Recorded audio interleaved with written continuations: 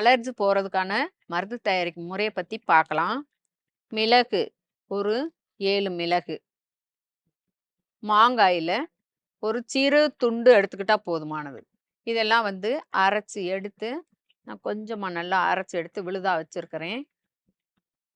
இப்ப இது கூட நாட்டு இலந்தை பழம் ஒரு 10 பழம் அளவுக்கு நல்லா நல்லா பெசஞ்சிரணும் தண்ணிக்குள்ள. ஃப்ரெஷ்ஷா கிடைக்கிறதுனாக்கா சீக்கிரமா நம்ம அத வந்து சாறா எடுத்துறலாம். காஞ்சிருந்ததுனாக்கா ஒரு 10 நிமிஷம் முன்னக்கூடியே தண்ணி ஊத்தி நீங்க ஊற வச்சுருங்க. இனிப்பு, புளிப்பும் சேர்ந்த சுவையா இருக்கும்.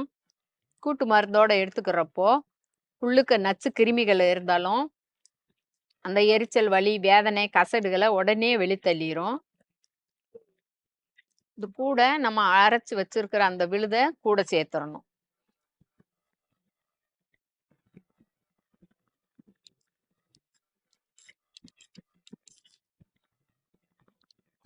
கூட 1 ஸ்பூன் அளவுக்கு தேன் சேர்த்துக்கிறணும்.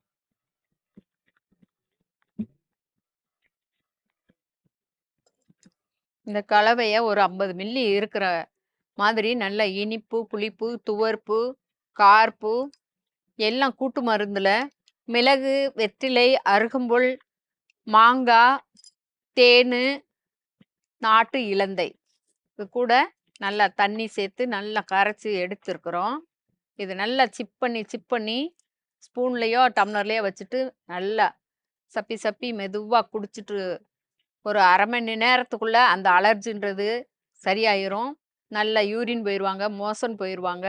அந்த தடிமனா இருக்கிறது உடம்புல எரிச்சலு, தடிப்பு தடிப்பா இருந்துட்டுருக்கும். அதெல்லாமே வந்து அலர்ஜின்றது சரியாயிரும்.